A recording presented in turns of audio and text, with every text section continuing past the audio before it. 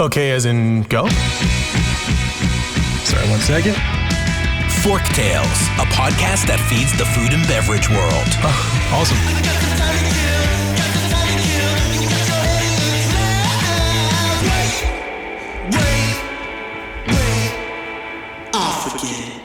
Forktales is brought to you by Vigor, a branding and marketing agency for passion-driven, innovative restaurant, beverage, and hospitality brands.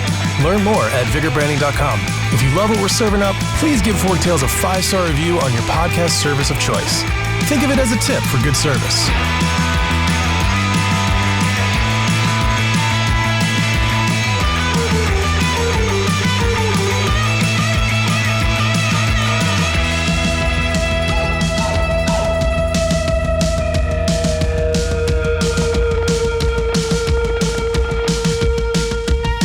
Hey everyone, today I am joined by my friend Tejal Patel. She's the CEO of Neem Tree Hospitality, amongst other things. Tejal, why don't you say hello and give a little background? Sure. So hello, everyone. Hi, Joseph. Thanks so much for having me. My name is Tejal Patel, and I'm the president and CEO of Neem Tree Hospitality. It's a venture that I created right before the pandemic and before stuff hit the fan, if you will. But prior to starting my company, and since the beginning of my career, I've worked in all different areas of hospitality. I've worked in restaurants and events and consulting, and I went to school for hospitality as well. So it runs in my blood. I'm a third-generation hotelier. I wear a lot of different hats. I serve on a couple boards, such as the International Hospitality Institute, and I'm also the female director for the Western Division for the Asian American Hotel Owners Association. So nice. That's great. So it's funny that you mention being third-generation hotelier. So I remember when I met my first Patel, and and then I remember meeting my second, and I was like, "Oh, do you?" He's like, "No." He's like, "Patel's like Smith and Jones. You're going to meet a lot of us." I was like, "Oh, all right." So it's great. Anyway, so it's a great name, and what I have found is very rooted in hospitality and restaurants as well, just in general. And you mentioned the pandemic. So while I think we've been trying to not talk about it much, it just seems like every time we feel like we're starting to come out, a new variant hits. So I think it's still very top of mind. And one of the things that you and I talked about prior to the show is just the impact on mental health that it's had in the workplace, not just personal, but in the workplace and the industry. How do you think we can prevent burnout? So for those that don't know, I know stories of hoteliers, and not boots on the ground folks, but like of big corporations getting into the trenches and doing laundry and, making beds literally. That will create burnout. So how do you think we prevent that? How do you think we get back to a variation of normal? That's such a hard question to answer, because it's kind of multidimensional in a way. I mean, burnout, being in hospitality, you are constantly at service to others.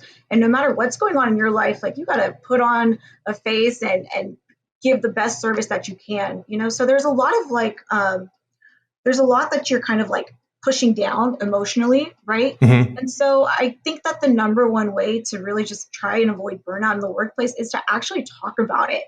I think that's the number one way to approach any issue. And it's just one of those things that's hard to bring up just because it is so personal.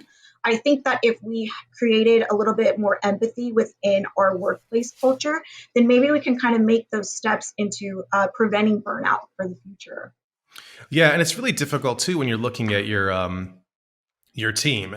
Every single industry has this, but you have the folks that are dedicated, that will go above and beyond. They see the future path. They care, and then you have everything in between, the whole way down to I barely show up. And I think historically, many businesses have been able to get by with that grouping. But now I think what happens is the people who care are the ones that are strained. They're the ones that are all the pressures put on.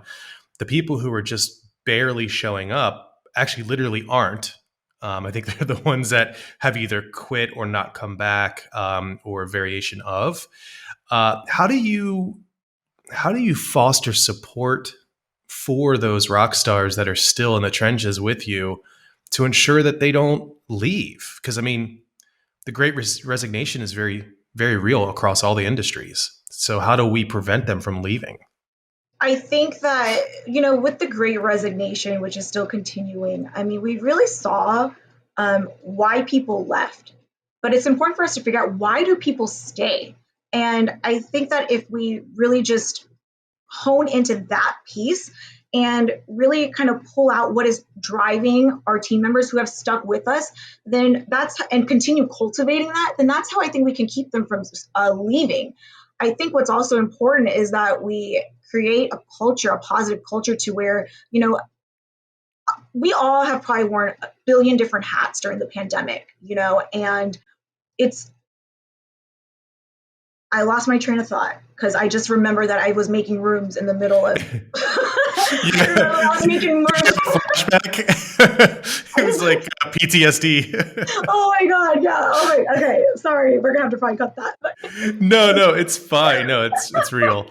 And no better representation of the pandemic, honestly, where it's like we were just hit with so many things, right? And yeah, having and to pivot. just create that culture. I mean, a lot of people left because the culture was bad of their organizations, and I completely understand that. But with the people who have stayed, you can revamp, the way that you do your day to day, and how you bring in new people, and how you I guess mentor these people, and that create leaders out of them. If they stuck with you this long, then they can be your next GM or next head person. It shows that they're care and they're committed. Yeah, and showing them the path, I think, is important too. Absolutely. So there was, I think, prior to the pandemic, and even actually in it, if I recall correctly, the brands were starting to spin off these niche focus brands. And to me, I was a bit rah-rah about it, because I'm a very big, purveyor or supporter of niche. Vigor being case in point. Like, we easily could have been a general practitioner, but we zeroed in, and that helped fuel our success. And I think the same goes for every industry. However, I think there's a bit of poaching that may happen from your own pool. So like when Marriott spins off Moxy, and now I know that they're looking at two different groupings, but do you think it's really an effective growth strategy? And do you think it's something that's going to continue when we see so much uncertainty in the travel industry right now? So, like, if I understand correctly, are you asking that is having niche properties and boutique properties kind of be the norm now, and if that's feasible? Yeah. Do you think that's going to like take over the old guard standards of, I hate to pick on Sheridan, but Sheridan or the ones that everyone knows, they just know, and they don't even know how they know it. They just do. But these niche, do you think these niche ones are the path to the future? Because a lot of them the ideation was started prior to the pandemic. Mm-hmm. And now I think what we see in the consumer base is the need for excessive trust. And these new ones, are they going to be able to build that? So I'm looking for a little bit of, soothsaying or future casting here. Yeah, no, I love a good niche product. I love a good unique restaurant and hotel. But I live in a market where there's just so much overdevelopment hotel wise across all sectors. And that's the greater Houston market. And so I feel like whenever there's something new and exciting, everyone just jumps onto it. So during the pandemic, for example, everyone saw how extended stay properties were doing phenomenal. They were actually they were pandemic proof. They performed the best, and alongside that, economy scale hotels. So now I'm seeing a lot of interest in those types of properties. What I saw during the pandemic was the same thing with the niche product. It's something that the younger traveler wants, and I feel like as if it's going too fast, and I feel like it's going to become the same thing as having the millions of mid-scale properties that we see, on every single corner, Right. It's going to be, it's the niche, it's just going to become common, to be honest. Yeah. Do you think it's going to become as common? I mean, let's take the restaurant industry. I mean, in this day and age, just open up DoorDash or Grubhub. You have everything you could possibly want to eat.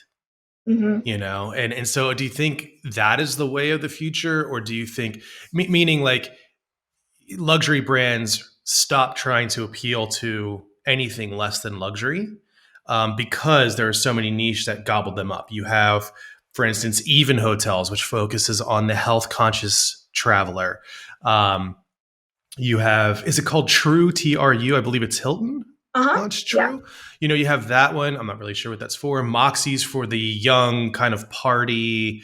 The I'm traveling because I'm hanging out with friends, or there's an event or something like Yeah. that. And all those seem to gobble up that middle ground. Because we'll always have the comfort suites, we'll always have the La Quintas and stuff like that, which are the lower scale, or not lower scale, but you know what I mean, affordable Mhm. economy. So do you think that you start to see more of a separation at the top and surrounding those niche areas? Well, I see a little bit of, I do see that separation, but at the same time, I mean, we got to be mindful of how many brands there are, right, in the market. Every single brand is coming out with a lifestyle brand. They're coming out with a soft brand. They're coming Mm-hmm. out with a some product that is for, the young people and whatever, So it's like, even though it's because of all the brands that are hopping onto it, I feel like it's just going to become more common. So, I mean, Yeah. yeah, we're going to see a little bit more that space, that separation, but I don't think not for long. And now we're seeing that there's some interest in converting like economies, like hotels, like those roadside motels into like really nice, like kind of like upscale boutique. It Mm. has that old motel charm, but you're getting a higher ADR. So you're seeing a lot of those different products pop up. And I think that's something we're going to see for the next 10 years. Yeah. So in that same vein, do you think the the brands that have been created as revisionist brands, like Delta Hotels, for instance, Delta Hotels' whole thing is to clean up an older hotel with finishes and launch it underneath a different brand. Do you see them as the post-pandemic kind of hero? Maybe is the right word. Heroine. I don't know. Hero. Um, Like the path forward, basically. yeah, definitely. I mean, for sure. You see, Delta Hotels, I definitely can say that they're, kind of leading the way in scooping up some of these old properties, making them better, flipping it and turning it into a better product. And I mean, there's opportunity in that versus like building ground up, because building ground up right now is just a nightmare. It's so expensive, Mm-hmm. the construction costs are at an all-time high. And so, taking a distressed property, flipping it and put another flag on it. I mean, that's the way to do it. And I see other brands are doing that too, such as Sinesta. Sinesta has been doing that after they acquired Red Lion. So, Okay. Yeah, that makes a lot of sense. I mean, I think in some of that's spurred on because a lot of support was lost from brands, not lost, but like reduced. I mean, they had their choices to make too, and putting people on sabbatical, and how much can you, let's say, market a brand when no one's traveling, and how much are you going to really invest in marketing the food and beverage outlets when no one's dining in? And I think that caused a lot of not necessarily second guessing, but big pivoting, not temporary, but like, okay, how do we sustain and get back to hopefully growth? We also saw a lot of hoteliers. There was a dark side to it, from what I understand. I heard rumors or anecdotes secondhand of people jacking up prices because they were just trying to get the money in the door that they lost. How do you think do you think there was trust lost, first of all, from hotel and traveler slash guest? And then how about brand and hotel management companies? Like, do you think there was trust lost there, and how do we rebuild that? so the first part where we're talking about trust between the traveler and the hotel, I don't think there was necessarily trust lost. I like to think that most of the travelers that came through our properties were they were understanding of the situation. I mean, you sometimes you have those, people, those platinum guests or whatever, who are like, I didn't get breakfast. This is ridiculous. I'm never coming back, and blah blah blah blah blah. And it's like, we couldn't do it. I'm sorry, we couldn't. Right. So I don't think there's necessarily trust loss there. I do think that during the pandemic, a lot of owners, I mean, I think relationships were really tested during this Mm-hmm. time. and especially with franchisors, and we're franchisees of a couple brands as well. And I feel that some were supportive and some weren't. When we needed some relief, for example, a little bit of a cut on marketing fees and the royalty fees and things like that, it wasn't really, not many brands were forthcoming. A couple were, such as Red Roof and G6, but others were kind of late to hop on. And Best Western was one of the first people to do that. Mm, Whenever you go and sign a franchise for whether like anything, a restaurant or hotel, the franchisor is like, all about, oh, I got your back. This is a partnership, and I think right. this, when all the partnerships were tested, even with lenders, even with your financial institution, so some people, so one of our members actually, they've sued their hotel brands. They've sued IHG and Choice. Oh, wow. Yeah, so there's a lawsuit going on, which and it's sad, it's unfortunate, because there so many of our members like are franchisees of those brands, and so yeah, it's a whole thing. And he did it because he's fed up. He felt that he didn't get the support that they promised, and that he hasn't seen a return on his investment, which is investing in this brand. So Yeah. I think that varies, like case by case, but the majority sentiment is kind of like, okay, like we're kind of cautious now. Yeah, I mean, it's so difficult when you're in the throes of chaos and uncertainty. It's really difficult to not be myopic and think long term. But that's essentially right. Like when someone says to you, professionally or personally, that I have your back and that this is a partnership, that is rarely actually tested. And when it is, I think that's where believability and trust is reinforced or indefinitely broken. It's like, well, you said you had my back and that this is a partnership, but when push came to shove, you didn't.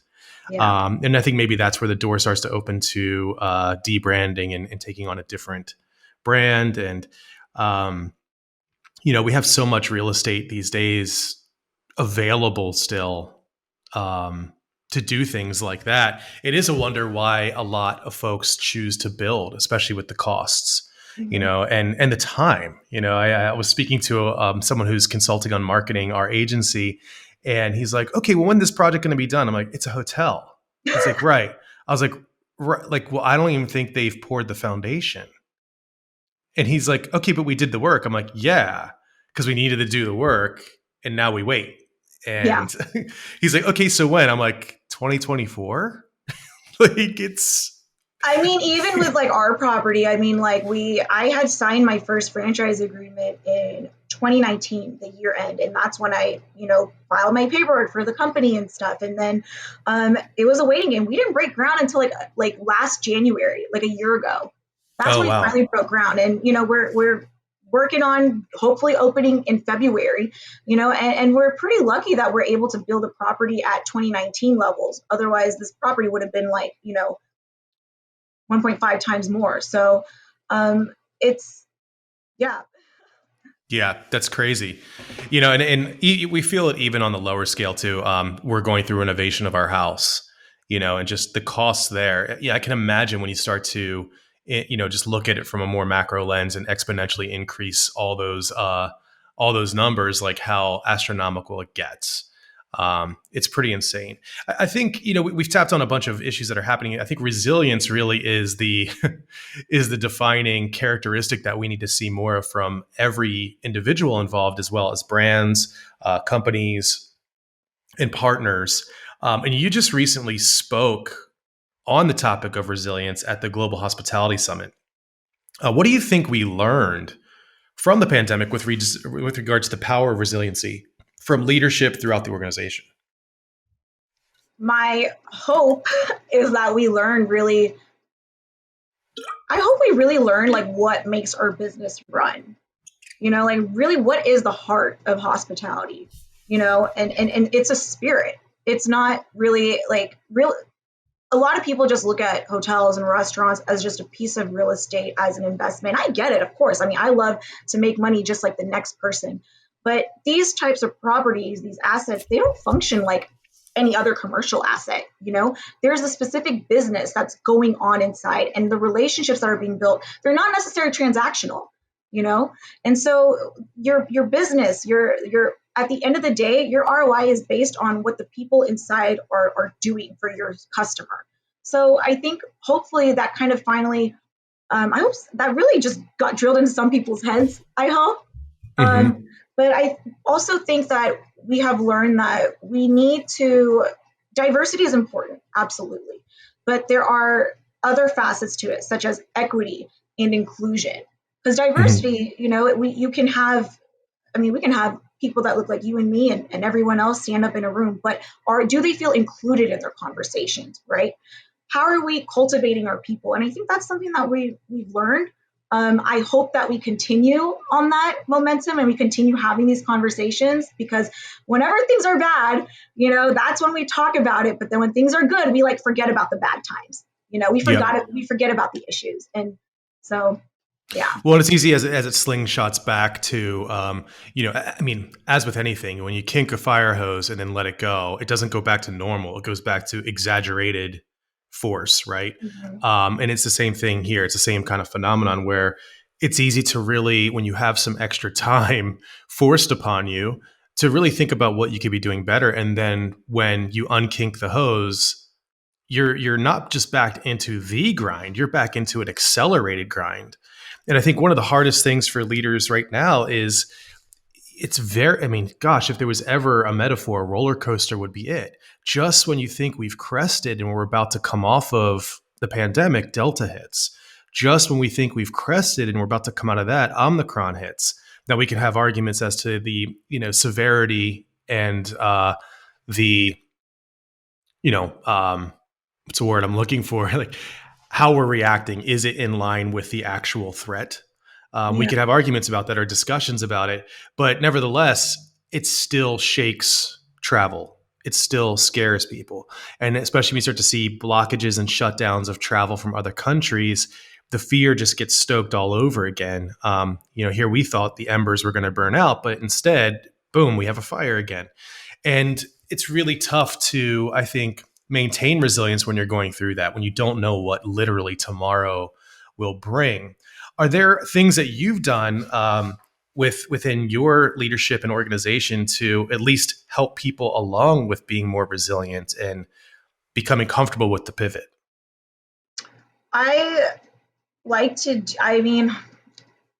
I feel that it's just important. I'm trying to like be honest here and then also kind of tell you like what I do like leadership wise, because honestly, like I'm in the same boat. It's so hard to be resilient because it's like, one step forward and two steps back, literally like almost Yeah. all the time. Like that. So it's been like for like the last 18 months. And so, I just try to do where I talk, and I ask like, how can I help you? How can I Mhm. support you? What do you need? And I think that's really just that's all we can do is be there for each other. I think we kind of figured that out at the beginning of the pandemic, and we just have to continue just being there for each other genuinely, and just being good human beings to one another, honestly. Yeah, actually reclaiming the humanity of it and not just that leader subordinate relationship that is honestly a byproduct of the industrial era, right? Where, Hmm. these, I hate to say it, but they're almost not human to some folks. It's like, no, you're the person that does the thing. You're a product to me. And now I think that's become drastically reduced over time, but you're right. We really need to find that humanity again. And it'd be interesting to try this out, but leaders oftentimes have very good negotiation skills, and the key to good negotiation isn't just simply listening or developing the tool set of reading between lines. It's about being really, really good at excavating true insights. And so I just took I just went through the master class with Chris Voss from a company called Black Swans Group. He used to be an FBI negotiator, so he was the person you called when there was a hostage situation. So just a little bit of stress involved with that. And he goes through negotiation, which it was really interesting to see his tactics and to learn a little bit about them and how that how that changes the human condition, human psyche. And for those that are watching, you saw it, but for those that are listening, Tejal, even when you said like how you talk to someone, your demeanor changed in a really good way. It was genuine curiosity. And I think when that comes from a leader, when it's, not a, what do you need? But more like, what do you need? How can I help you? It just, it disarms people. It brings them up to you, you down to them. And I think you're more likely to excavate insights because I think we see a misdiagnosis of issues that are facing. So let's take the restaurant industry. It's very easy to say that the reason why people aren't coming back to work is because they're being paid by the government. That's one of the narratives out there, right? We heard the same thing in the hotel business too. Right. So it's like, okay, great. They're getting, and while that may be one of the causes, it's not the only cause. And I think a lazy leader will take that, say, hey, that checks out. That's good enough for me. We'll just try to pay him more. But what you start to do when you actually use negotiation tactics and you start excavating the real reasons, you actually come up with a bigger set. And one of them may be, I don't feel heard. I don't feel like my leader hears what's really happening, or they're so far removed, their insights are actually obtuse. They're not connecting. And so I think, maybe the key to resiliency, one of them is excavating real issues and how to solve them, Yeah. and that issue isn't always money. It's not, and like to add to your point, I mean, they don't.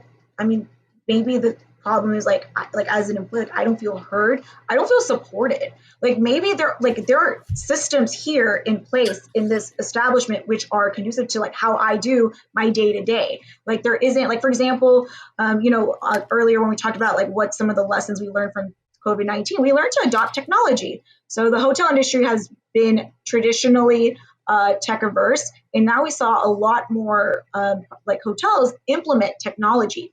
Now, beforehand, like automation and things like that, it was hard to kind of get that implemented in hotels. And so when you give your employees what they need, when you give your staff what they need, then Mm-hmm. they're going to be happy and they're going to perform and they're going to go above and beyond, but you kind of have those conversations.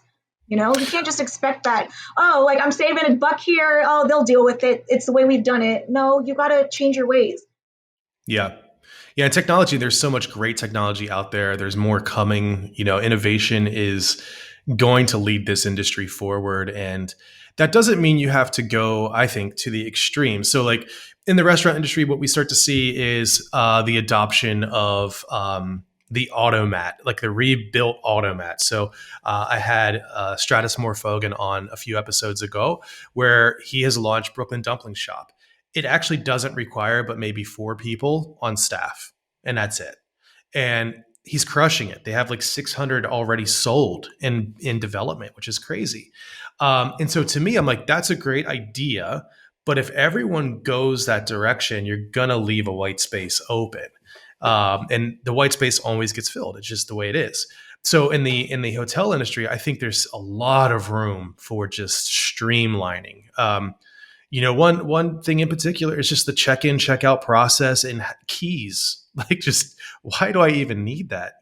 Can't we just get to the point where everything's on the phone or on my watch? And I know some are. I know keyless entry is big within Marriott. They're trying to continue to roll out, but I think smoothing those things over will reduce the need for certain people on staff and open up the door to get better, stronger talent. And what I mean by that isn't necessarily people who come in strong, but people who have the heart and the focus and the desire to do well. Because it's, a lot of times you can train them on what they need to do, but you can't train eagerness and dedication, right? Right. And I love that you tapped into D&I, just diversity and inclusion, or DEI, in, equity as well. Depending on what you mean by equity, that I think that gets misdefined by a lot of folks. It just depends who you're talking to. However, when you are building resilience, there's strength in teams. But if you are feeling excluded and not a part of a team for whatever reason, your chances of developing the resiliency muscle is really reduced. So moving on from resiliency, I think let's get into some fun chat. Um, During the pandemic, we saw a lot of speculation as to how restaurants would pivot permanently, and there were some things thrown around. I just want your hot takes on this. So, one thing that was thrown around is bifurcating the rooms into apartments as well. So you would have hotel rooms for rent, but you would have apartments as well in the same building. Um, Food and beverage could not only service people in the building, but also be optimized for takeout and delivery, ghost kitchens, virtual restaurants, all these things. So, is there anything that was discussed during the pandemic and implemented somewhere that you feel will continue on? And are there ones that you think were hype and just are never really going to be realized? Oh And that's a man, blindside question. that So, is like I literally need to think about that. is there one that was surprising? Like, oh, wow, I didn't think about that. In terms of like, so the concept that you just spoke of, like including like food and beverage, or just like in general, some of the trends we saw. I think just in general, some of the trends that we saw and some of the ideas of how the hotel industry could pivot moving Well, so forward. one thing we saw was just like changing up like the different revenue streams, right? So one concept was working from the hotel room, which that was a bust. So that didn't work out. That was like a fail on so many levels. And I thought it would be fun. I mean, honestly, because I've been quarantining like with my crazy Indian family, and Right. so it's like I would love some away time, but I can see how it wasn't feasible, which is fine. Um, I love the idea of how, so depending on your market, some hotels, they were actually able to, the word escapes me right now, but they were able to basically provide student housing for university students and Oh, especially the wow. international students, right? So those who probably couldn't go home, but they couldn't stay on campus either. So then, a lot of hotels were able to provide student housing. So I love seeing those different revenue streams in that aspect. Yeah, work from home was a bust. I can't really think of anything else really. As far as restaurants go, um, I was a little skeptical about virtual kitchens. I never tried it, of course, but I don't know. I'm always on the fence about like VR because I just love being somewhere like in person and Sure. experiencing it, touching it. But yeah, and that's probably not even what virtual kitchens are, to be honest. I just assumed it was like where you sit down and then like your food still like comes to you like through Grubhub or whatever, but like you're seeing an experience. I saw someone try to do. Oh, You want to talk yeah. about? So that could be. So the virtual kitchen and ghost kitchen push is essentially like, let's just say you have, Tejal's house of pancakes in your hotel. Um, well, that's only going to sell one day part. But you have the kitchen, you have the staff, probably have the ingredients. You could create, banging burgers and basically continue to make food and just it's for delivery and pickup only or just delivery only. And so you would never go into the brick and mortar. Mm-hmm. Well, well, man, your listeners are going to think I'm an idiot. So Well, because you are a hotel person, you're not a restaurant person, but I know everyone F&B restaurants plays want such a to big role. use. Yeah, so okay, that makes sense. Well, I saw some VR. Okay, so I meant like VR experiences. So like in museums and destinations, or like these Yeah, VR, like um, let's opportunities immersive, like the available. full immersive, like they're doing Yeah, it yeah, with and then Van Gogh. I saw some restaurants want to do it too, like the really like nice, like trendy ones. But it was just like, like Yeah, so. That's just me, it's but like a kind of like a parlor trick, I think, for restaurants. But I do think there's a way to leverage augmented reality that has very much not been tapped at all, as well as some other trends. And so, the final question I have before we get to one final question. So, the final serious question is: do you have any hot takes or thoughts on crypto and crypto's role in becoming a real currency that can be used for hotel transactions? I will be completely honest. I'm not 100% knowledgeable about crypto. I've been reading on the trends and seeing some hotels that have actually implemented it, and I think there's a future for it. I think that it's going to be a slow rise because, again, I feel like there's just so much skepticism behind it. And we've had the same skepticism since we first heard of Bitcoin. So, Hmm. just going into all these different cryptos. So I think it could definitely be like, a thing for the industry, just hospitality, on a full scale. But I just don't know how quickly that's going to be implemented. And I don't know if that's going to be um, well adopted within, like, for example, all the brands, like in all Marriott's and in all, Hilton's and in all economy hotels. You know what I mean? Right. Like an industry standard. I don't know if it would be to that point. Yeah, it'll be really interesting to see. I mean, because I know Burger King launched some sort of like, I think it was Bitcoin specifically, and I think it's paying off quite well from them. So I think it's going to take some of these bigger brands to experiment, show good results, and then other people will come on board. Yeah. Um, Speaking of good results and bad results, how are the people of Houston with the loss of the World Series? Is everyone okay over there? Okay, moving on to the I'm final about to question. like end this right now, and all your files are gonna just go. You know what? Whatever. Y'all are just stickers. Yeah. I was expecting much meaner from you when Atlanta won, but Well, you it was a told me great that series. I can't be a potty mouth on your show, and otherwise the vulgarities that were going through my head right now, like, woo. I love it. I love it. So the real final question is: if you had to spend one final night on Earth at any hotel and have one final meal, where would you stay and where would you eat? Oh my God. Okay. You know what? Like, I literally this morning, since like 5 a.m., I was trying to like think of this question, the answer, and I can't pick like one specific one. But I'll say this, that I would love to be in something like the Amigiri, right, in Utah, or even I don't know if you heard of Forestas. It's a new hotel that opened. It's kind of like a wellness hotel. I think it's in the Dolomites in Italy, Okay. and it's just beautiful, gorgeous, naturey with mountains and greenery. So just being in a hotel like that, just peaceful, like I would love to go out seeing that. Yeah. Um, and then my last meal. So I love my mom makes really good. So it's an Indian dish. It's called matar paneer. And it's my favorite. And I love it the way she makes it. So I think I would love to have that as my last meal. Lots of That's it. awesome. Yeah, yeah. Did you say it's part of that word paneer? So it's like the cheese. Yeah, it's like a yeah, cheese. It's like Indian Nice. cheese. Yeah. That's so yummy. Yeah, I know it's a hard question, and I oftentimes think about my answers to that, and it's always very difficult because when you've seen a lot of beautiful places, it's like which one do you really want to go to?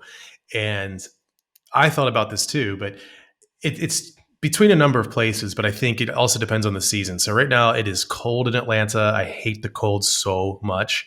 Come on down And to Houston. We are just bipolar weather. yeah, It's hot. I Yeah. love visiting Texas. I love visiting when like we have work in Phoenix, for instance. I love going out there. I'm the weirdo that will like run around the lake in Phoenix in like 105-degree weather, like, and just love it. So I can't get enough heat. But See, I that's think on doable because it's dry heat. Like Houston, oh God, like it's humid heat, so yeah, it's I like that too. I like all the heat, just heat in okay. general.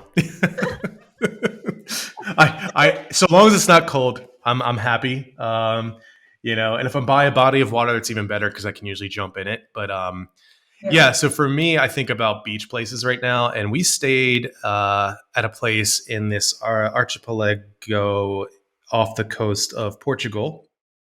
Actually, technically in between Portugal and America, and it's called the Azores, the Azore Islands.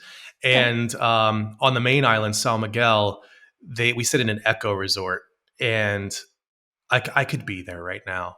That'd be really nice. It was just it was just wonderful. Like you come in the front door and bathroom's to the left, and you walk a little further and the bed is there, and then it's like three stairs down and it's like a living room that Yeah. looks out onto a deck, and it's all on one. This is just one floor, um, and you walk onto the deck and it's an infinity pool, and in front of there it's just meadows with some cows, and then over to the right is beautiful volcanic mountain, and then to the left is the ocean. And so it's like almost like three different ecosystems. Yeah. And whenever I'm having a stressful day, which is almost every day, I mentally go there for just like 5 minutes and just like reclaim some peace. What's it called again? The hotel I'm actually completely blanking on. It's an Eco Hotel. I'll put a link in the show notes though. Okay. But it's on San Miguel Island in the Azores. Okay. Yeah, Yeah. I would just, that's the type of place I would like to be, which is like the 5 hotels that I couldn't pick out of. Like they're just so peaceful, and like it's just the surroundings are beautiful, and I need peace right now. Like I need a vacation. I'm tired. So Yeah. I want to go to a quiet place that's like far away from here, and yeah. And turn And just off the phone. Yeah. I need that too.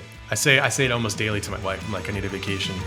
I need one, please. And she's like, yeah, I know. So If the you name love of the what we've Echo served up, Beach please Resort follow is, us at Vigor Branding on Santa Instagram, Barbara. LinkedIn, YouTube, and Medium. Forktales is produced by the team at Vigor. Audio and video post-productions provided by Zencaster. Music performed by Jet Trash and licensed through musicbed.com. Joseph handles his own hair, makeup, and stunts. Copyright 2003 to 2021, Vigor Graphic Design LLC, all rights reserved.